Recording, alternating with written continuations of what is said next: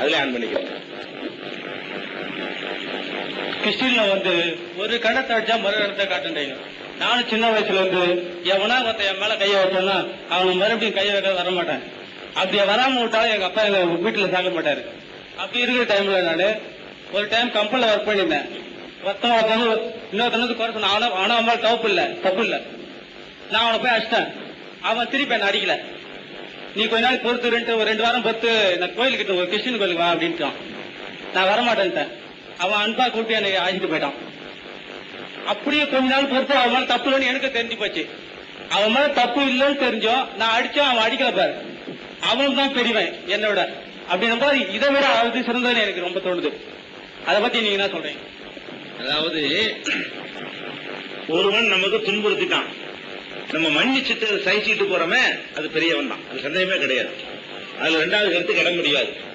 ஆனா ஒரு நாட்டில் குற்றங்களை குறைப்பதற்கு, ஒரு நாடு அமைதியாக திகழ்வதற்கு இந்த மாதிரியான ஒரு சித்தாந்தத்தை கடைபிடிக்க ஆரம்பித்தால் என்னவாகும்? அதுதான் இங்க பிரச்சனை. அப்படி பண்ணுனா அவன் சிறந்தவனா இருப்பான். அவன் சிறந்தவனா இருக்கணும் என்றுமே தவிர நான் என்னவா நடந்துகிட்டு இருப்பேன்னா நான் வேற மாதிரி நடந்துகிட்டு இருப்பேன். அப்ப தவறுகள் செய்யும் பொழுது அதை தண்டனை கொடுத்தால் தான் அது ஒழுங்குக்கு வரும் என்பதுதான் இஸ்லாத்தினுடைய நிலைப்பாடுங்க. இப்ப நீங்க பாக்குறீங்க, மன்னிச்சு விட்டுறீங்க, திருடர்களை எல்லாம் மன்னிச்சு தான் விடுறாங்க அந்த நாட்டுல. 6 மாசம் சோத்த போட்டு ஓடுதான் அனுப்பி விட்டுறாங்க. அவன் திருடுற திருந்தினானா 27 தடவை சைக்கிள் திருடினானா 28வது தடவை கைதான். போன வாரம் பேப்பர்ல போட்டுக்கிறாங்க. 27 தடவை உள்ள போயிட்டு மரம் திருடுறான் பாருங்க. 27 தடவை ஒரே தப்புக்காக வேண்டி உள்ள போனவன் 28வது தடவை மறுபடியும் அந்த தப்பு செய்யறான்னு அதுக்கு என்னங்க அர்த்தம்? 56 இப்ப சாதனை கூட்டிகிட்டு இருக்கு. 56 முறை திருடியவர் 57வது தடவை கைது. இதுல என்ன ஏற்படுது நாட்டில நீங்க பார்க்கணும். ஒரு மனிதன் அதை பொறுத்து கொண்டு போன மனிதன் உயர்ந்தவன் என்பதை இஸ்லாமே ஒத்துக்கிறத. இஸ்லாமே என்ன சொல்லுதுன்னா, உங்களுக்கு ஒருத்தன் துன்புறுத்தினான்னு சொன்னா மன்னிக்க முடிந்தால் நீங்கள் மன்னித்துக் கொள்ளுங்கள், அது சிறந்தது. அடிக்கலாம் ஆகணும்னு சொன்னா உங்களுக்கு அந்த உரிமை இருக்குது. அதான் பிரச்சனை. மன்னிக்கிறவன் நல்லவன் தான். என்ன ஒருத்தர் திட்டாரா, நான் அல்லாஹ்வுக்கு மன்னித்துக் கொண்டேன்னு போய்கிட்டு இருந்தால் நான் அது சிறந்தவன், அதுல சந்தேகமே கிடையாது. நான் அதை விரும்பல, அப்ப என்ன நிலைமை? திருப்பி அடிக்கணும்ல, திருப்பி அடிக்க அனுமதி கொடுக்கணும்ல. கிறிஸ்தவத்தில் கிடையாது. பைபிள் அந்த அனுமதியை கொடுக்காது. அடிச்சா திருப்பி தான் நீ வாங்கிட்டு கிடக்கணும்னு சொல்லி எல்லாருக்கும் அதை திணிக்கிறதுக்கு அதுதான் தப்பு. இஸ்லாம் கூட மறுக்கவே இல்லை. அது ஒருத்தனுடைய பெருந்தன்மை, அவனா பார்த்து தீர்மானிக்கிற வேண்டிய விஷயம். திருப்பி அடிக்கணும்னு நினைக்கிறவங்க திருப்பி அடிக்கிற உரிமை இருக்கணும். ஏன்னா நான் பாதிச்சதை நான் தானே தீர்மானிக்கணும்.